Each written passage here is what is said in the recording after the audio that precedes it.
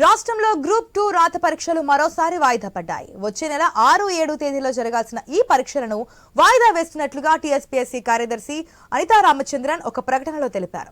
కొత్త తేదీలను త్వరలోనే వెల్లడిస్తామని ఆమె పేర్కొన్నారు. 783 పోస్టులతో టీఎస్పీఎస్సీ గత ఏడాది గ్రూప్ 2 నోటిఫికేషన్ జారీ చేసిన విషయం తెలిసిందే.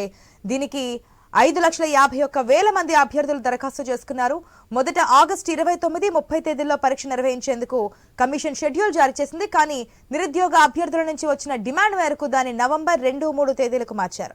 అయితే నవంబర్ 3 నుంచి రాష్ట్రంలో ఎన్నికల ప్రక్రియ ప్రారంభం కావడంతో వీటిని మళ్లీ 2024 జనవరి 6, 7 తేదీలకు మార్చింది. కొత్త ప్రభుత్వం ఏర్పాటు తర్వాత కమిషన్ చైర్మన్ కొందరు సభ్యులు రాజీనామా చేశారు. దీంతో నిరుద్యోగుల్లో పరీక్ష నిర్వహణపై సందిగ్ధం నెలకొంది.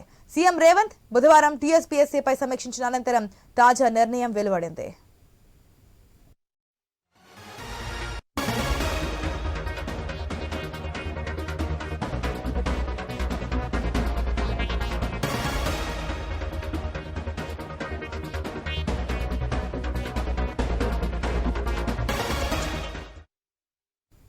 రాష్ట్రంలో గ్రూప్ 2 రాత పరీక్షలు మరోసారి వాయిదా పడ్డాయి.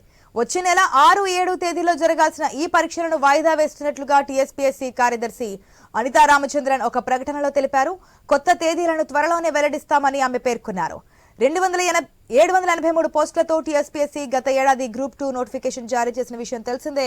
దీనికి 5,51,000 మంది అభ్యర్థులు దరఖాస్తు కూడా చేసుకున్నారు. మొదట ఆగస్టు నెల 29, 30 తేదీల్లో ఈ పరీక్షలు నిర్వహించేందుకు కమిషన్ షెడ్యూల్ జారీ చేసింది.